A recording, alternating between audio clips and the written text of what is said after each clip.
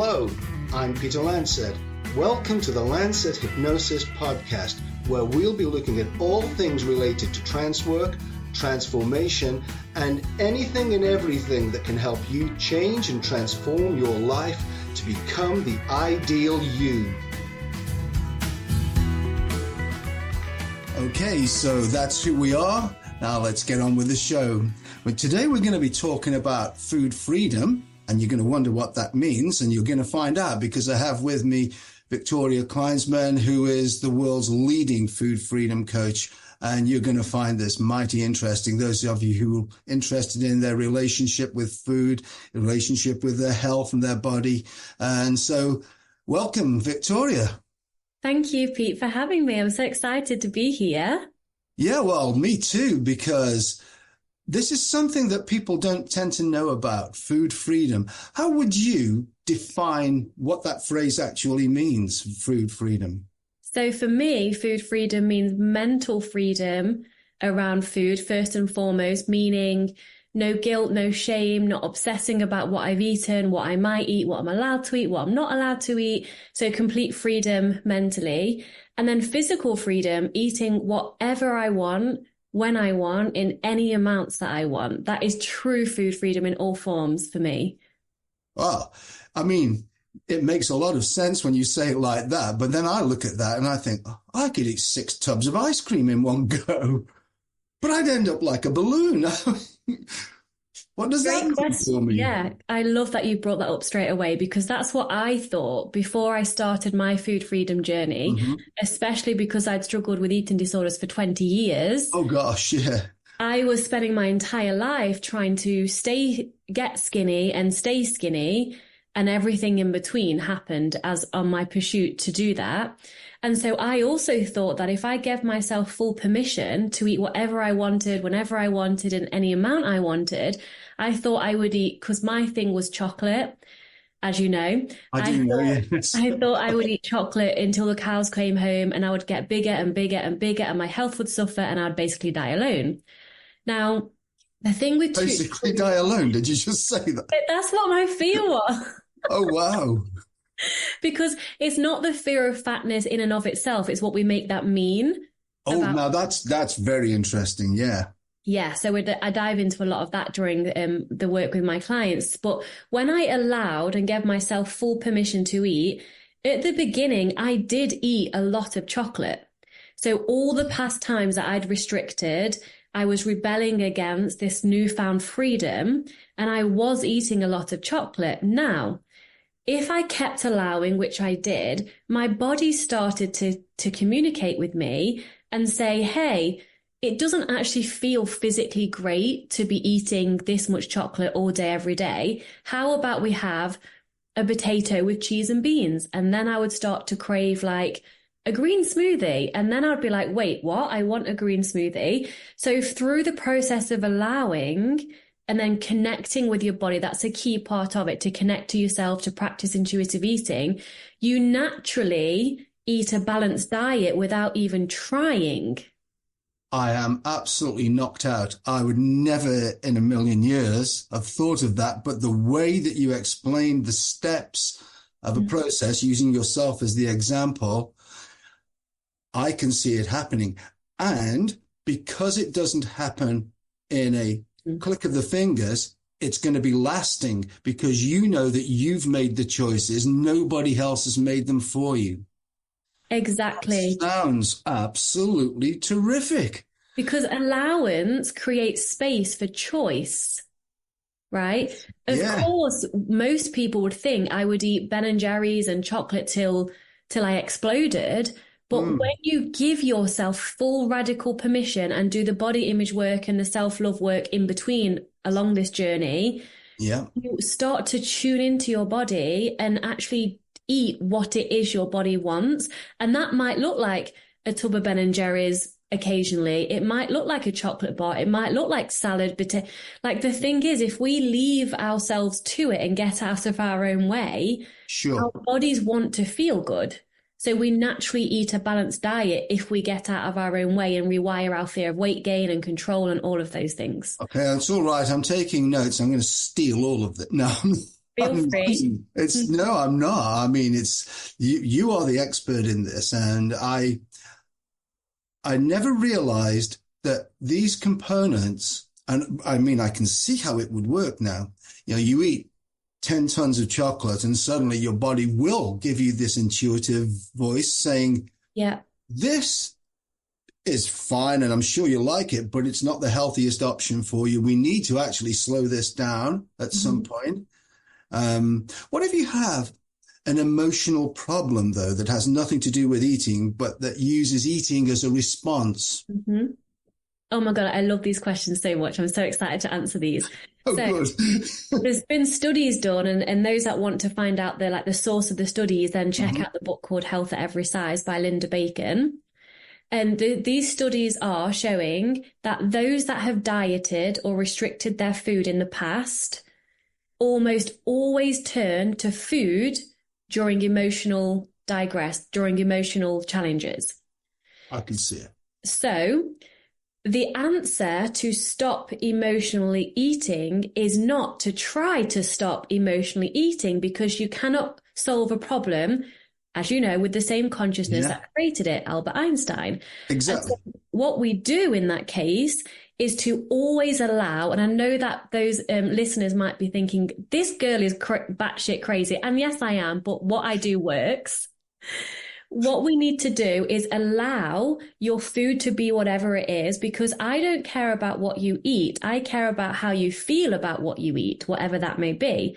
And only when you're in full allowance of emotional eating, then can we look at adding in, okay, how else can I take care of myself during emotional turmoil? Can I actually get to the root of what the emotional turmoil is and change something about my life? So you can cope using different coping mechanisms alongside food, but the moment you try to do it instead of food, those that have dieted in the past will not succeed 99% of the time. Trust me, I have tried 1,000,000 times. It doesn't work. No, I know. I mean, I have that. And I mean, I always say to people, well, one thing, what do we know about diets? Diets don't work. That's the one thing we all tend to have to agree on. And every research and development program that's gone into that will say the same. To stay with a diet is virtually impossible without you've got other connections to take you through. The diet has to be your choice, not somebody else's imposition upon you. And that exactly. And so with your food freedom, I'm guessing that your body will come up with eventually with the things that A, you enjoy, and B, are healthy for you personally. So you'll have your own personal diet at this point. Absolutely. Now what I do with hypnosis for people, they usually come because they have these craving issues, and then they're eating huge, like, whole packets of biscuits and chocolates and things like this, or and they say, well, I can't stop doing this. And so I do something that's nothing like what you suggested, but I do have this a thing that does seem to fit with what you do, in as much as I tell them that they can eat whatever they like. But I will just give them a switch that says that their body will tell them when they've had enough. So basically my program would be, you can take it or leave it because you're in charge. I think there's something that will never work when we try to prohibit people from eating things. And, when you say to them, well, you'll never eat chocolate again. How long is that going to last? And how will that, people will end up being miserable. They'll be unhappy if they can't have any. If they can just say, well, I can have a little piece of chocolate and I'll just let it melt on my tongue. And by the time that's finished, A, I will have had an almost orgasmic experience of chocolate because it will hit taste buds that you've never had it hit before. And B, you'll realize it's lasted as long as it would normally take to eat a whole bar. So you had the same physical and mental experience. But I love this idea that being free will actually have your body kicking in to say, well, what's best for me then? Exactly. I can't get over this. It's just fantastic. Well, when you're not rebelling against any kind of restriction, because if you imagine like a bow and arrow being pulled. Yes. however strongly you're pulling back the bow, inevitably at some point the arrow is going to fly in the other direction to the same detriment as what you'd been pulling the bow at. So any kind of restriction, restraining, dieting is pulling that bow and arrow back. At some point, the arrow is going to let loose, and then binge eating usually happens. Screw the diet, the fuck it button usually happens. And it goes faster too, doesn't it? Like when that arrow's going fast. Yeah, and so you really start. Yeah, and it always goes lots. To the same extent as to how much you was pulling the arrow back in the first place. So it's like a pendulum. Like if you just let the pendulum swing, it naturally comes into its own rhythm and balance. Now, what happens usually is this is what I did about 10 times until I realized that, okay, the only way forward is allowance. I would start my food freedom journey, eat all the things because I was rebelling against the past restrictions, say to myself, see, this doesn't work, and then go back to restriction and cycle continues.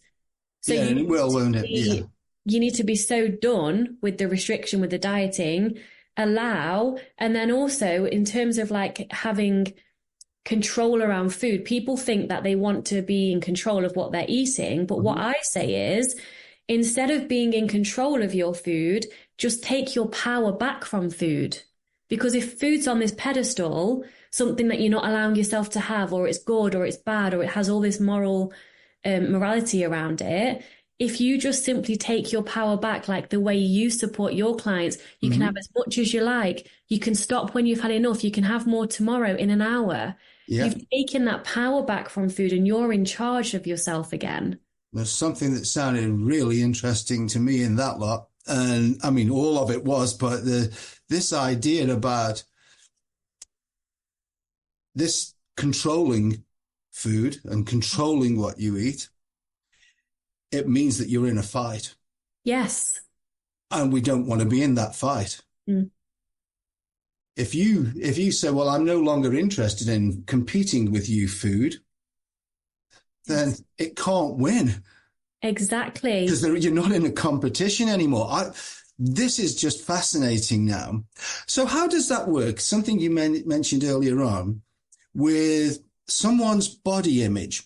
Because I often see people, that come to me, and when I really dive down into why do you want to change what you are, it's usually nothing to do with weight, and it's everything to do with I want to be a size 10, or something like this. I want to look in the mirror, and I wouldn't care if I weighed 20 tons, provided I could get into this size 10 dress and look fantastic. Weight doesn't really matter. Exactly that. And I always ask, because I've been through this all myself, right? I ask to the client, what does being a size 10 mean to you? Because we're meaning-making machines as humans. We don't want the thing. We want what meaning we give to the thing and what we think we will feel when we've got the thing. Well, yeah. So I used to want to be thin, and I still fully hold my hands up. I've recovered in a normal size, able body. Some people recover in a bigger body, and we all have our own natural set point, which means you eat what you want, when you want, in any amount you want, you tune into your body, listen to your hunger, etc. And your body, the hypothalamus in your brain controls the body size it wants you to be. So we won't keep eating forever and get bigger and bigger and bigger. Your body will find a range where it's happy with, and it will stay there. So that's worth saying. I'll stop talking because I've got so much to say, but I feel No. I just wanted to ask you though, at what point does it, and how do you know when it's told you, okay, this is big enough? When your body doesn't change. So for me, I gained weight pretty quickly, and then that was a whole ball game. I had to really be supported through that because I was so afraid of weight gain and what that meant to me. And then there came a point about 6 months into recovery where I naturally stopped gaining weight. I actually naturally lost some weight, which we call overshoot weight in recovery. And then when your body feels safe, there's enough food, you're not going to restrict again, your body feels safe to come back down to whatever set point weight you are. And this is my set point weight. So if I force fed myself, I could gain weight. But the moment I ate normally again, intuitively, my body would lose weight again to come back down. I could restrict and diet and lose weight. The moment I ate normally again, my body would gain weight to be this size. So it's worth noting that we really can get out of our own way and trust that our body will arrive at its own unique set point. However, our own unique set point, we usually, our mental side of things, our preference, we have a preference to be in a smaller set point. Sure. And that's where the inner work comes in. Like, what does being thin mean to you? What does a size 10 mean to you? How will your life be different if you were a size 14 instead of a size 10? And we dive deep. These are the things that I always do, not just with this, but with everything. And, well, what would the ideal you look like if you were there? What does that mean for you? How do you feel? Go deep, feel. What does that feel like? Yeah. What is it that you get out? The great thing that you said is like, what does it do for you? What do you get out of being like that? Because you can then ask yourself, well, do the steps I have to take map with my true purpose, my deep inner purpose? Because you can then say, by the way, when you ask that question, if you don't get this wonderful, delightful feeling, you know that you're in a conflict. Yes, exactly. In a conflict. So you say, okay, well, what that feeling of being a size 10 feels great when I think about it. What other things can I do to get that feeling, to get all of the results, the things that I think I want? There are other ways of doing it. I mean, this is a feature of self-hypnosis that I always train people with, but you've got to find out what your true desire is before. You've nailed it. And you'll find that there are other ways. You see, this is what I love what you've been saying, because it's not always about, I want to be a size 10. Well, the first step I've got to take is I've got to do away with chocolate. The second step is I've got to do away with snacking between meals. And so on and so on and so on. The list is nasty and horrible. And even when I'm saying it on this recording, because I've been through it all too, I'm getting those tight feelings again. You've nailed it, Pete, because that's exactly it. People say, okay, when I've lost weight, I will be more confident. I'll be able to do X, Y, and Z.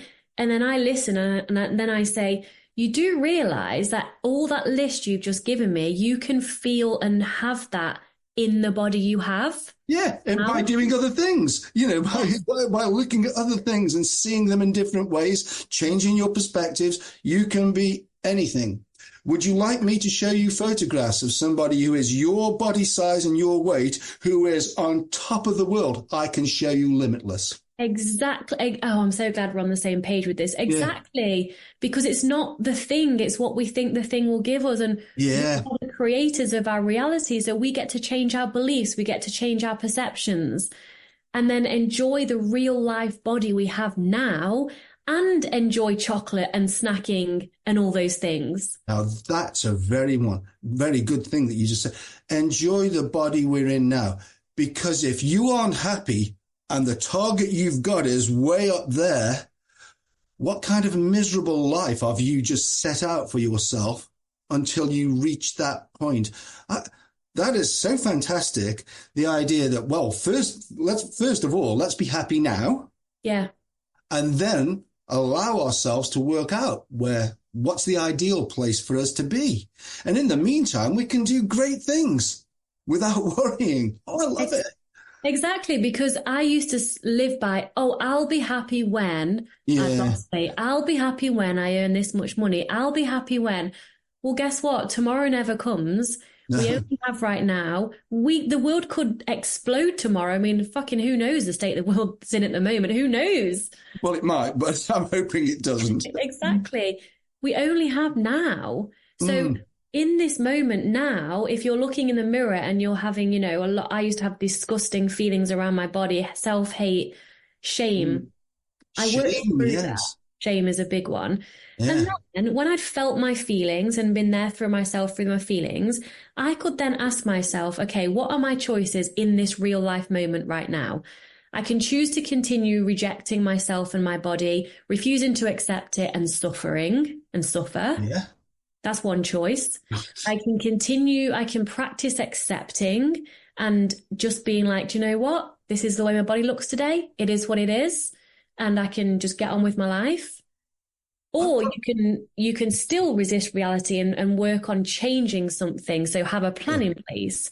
But then, like you said, the plan needs to be in alignment with who you are. So if absolutely. you're tuning in and you're feeling contraction, resistance to dieting and restricting, which most people will because it's not natural for us to do that as humans, the only other option then is to practice surrendering, accepting, and choosing to live your life anyway in the real body you have now. I can see one little potential problem that you obviously will have come across. And so I'm interested in getting your take on this. When we accept something like that, we move into acceptance.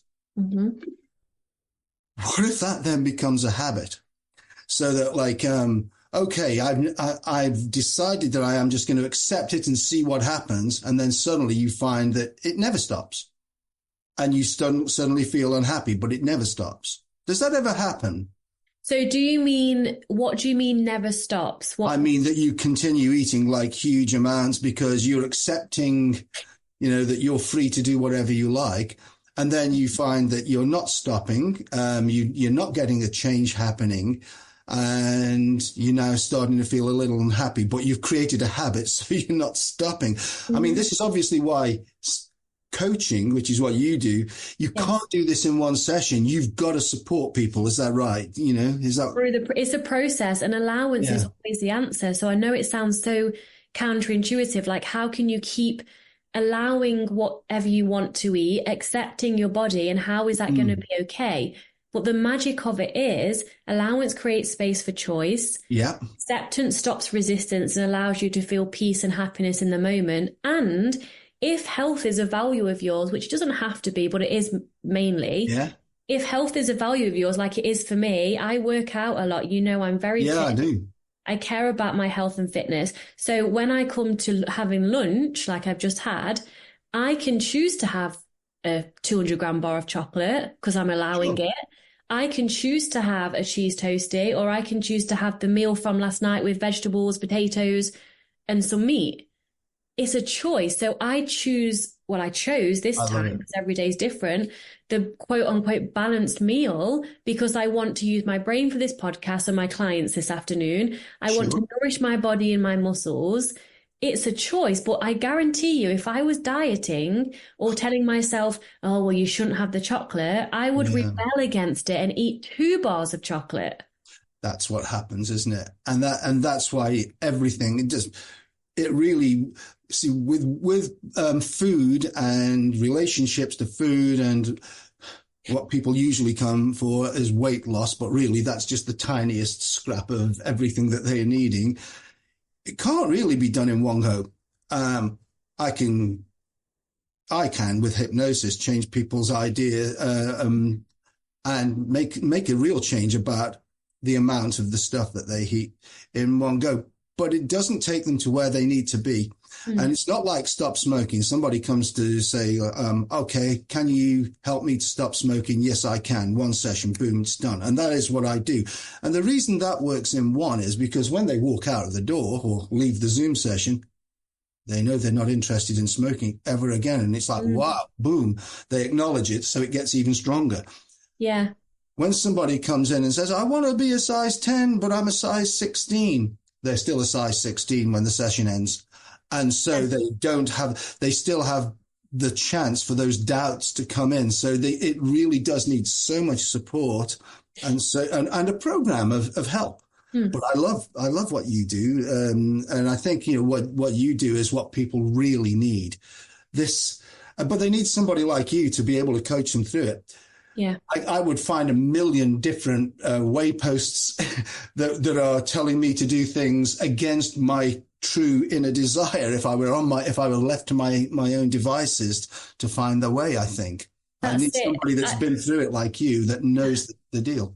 100%. And I work with women who have been diagnosed binge eating disorder, bulimia, anorexia, orthorexia, any kind of eating disorder or disordered eating, there's not much different in the recovery process. Anorexia recovery is different to binge eating recovery. But Sure. ultimately in anorexia recovery, we still aim for intuitive eating, which is tuning into your body, eating what feels good, regulating your emotions, a holistic way of, health and taking care of yourself. And I say to my clients when they come to me, right, give me 6 months of you going all in with this process that I'm going to guide you through. Sure. And after 6 months, dieting and weight loss is always going to be there for you. So you can go back to dieting, you can go.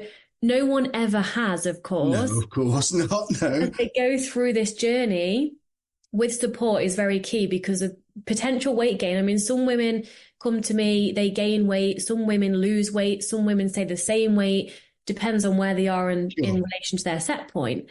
But I guarantee that the freedom you feel, and that's how I live now, the freedom, the mental freedom around food, the physical freedom around food, the freedom to say no, thank you to food, if it's not in alignment with your health goals, but the freedom to be able to do that without feeling like you're restricting yourself, that is worth all the fear of weight gain that you might have to work through, all the times you're eating all this food and wondering why you've just paid Victoria thousands to just be told it's okay to binge eat.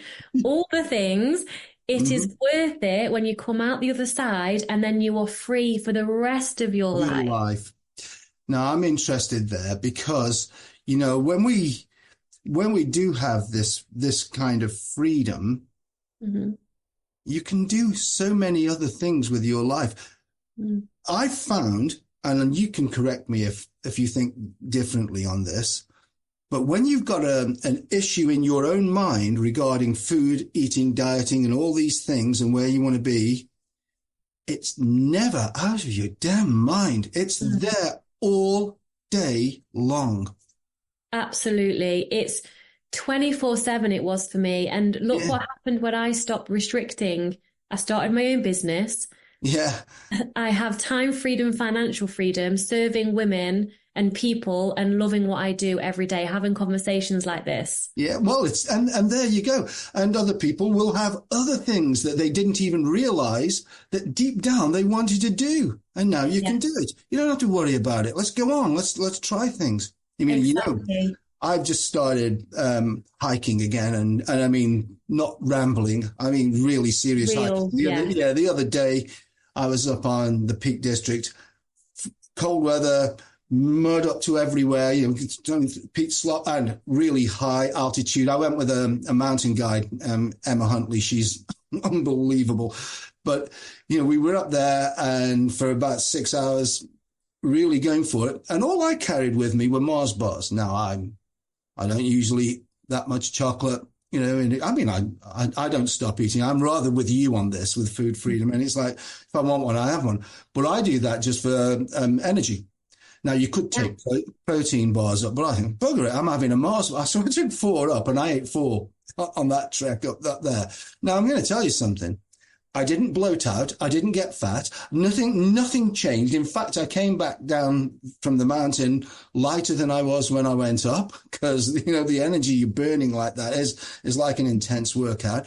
So we can do other things. And that food freedom just allows us. I never thought, I shouldn't be having this Mars bar, but I need it for... It's like, no, I fancy it. I'm going to have it. Bang. Yes. Job done. And then about 10 minutes later, I've still got 3 in the bag. I'm having another one. And that's what happened. Freedom of choice. Yeah, it literally was. And I never felt a pang of guilt or shame or any of those other horrible emotions that we've somehow managed to attach to freedom with food. Freedom in general and pleasure. Well, yeah, I know. But I was just, because we were talking about food, I put it on there, but it is in general. It's in general, and also with pleasure. So those that have a disordered relationship with food, I'm always intrigued. Tell me about your relationship to pleasure in general. Yeah. They feel like they have to earn it. Oh, yeah. They have to trade it for something. They have to be exhausted before they can sit down and relax and enjoy something. So there's so many layers to this. And I wanted to speak about something that you can really, well, you help a lot of people anyway, but in terms of my work, how you can support people so deeply with this. When people stop restricting, All the shit that the restriction was suppressing comes up. Yes. A lot of childhood stuff, a lot of childhood trauma, emotional trauma. I can imagine. All of that. A great hypnotist can support a client to past, to going back on their timeline. Almost, we can go as far as past life regression, but in this lifetime. And between life regression, but, Yeah, back to when they were a child, like where all of this worthiness and having to prove and having to be perfect, where all of this begun in the first place, which was why the needing to be skinny, needing to be perfect, needing to feel like they can control something. We get to the root of what's really going on when we stop restricting, which is covering up the feelings underneath. Which it definitely does. And there's no two ways about that. We all know this. People in our business know it. We do. And it is solid that we can get through that by, first of all, choosing acceptance over restriction. Yes. And then that becomes like the foundation for a path that actually goes much further and much wider and much deeper than just overeating. It really does, because even people who want to be slim, why? I mean, apart from the side that society praises thinness, and well, that's part of the problem, isn't it? The hypnotic effect of media, yes, giving us these images and thoughts and phrases all the way through. Exactly. But then we ask that, what's stopping us from being our true, unabashed, authentic selves?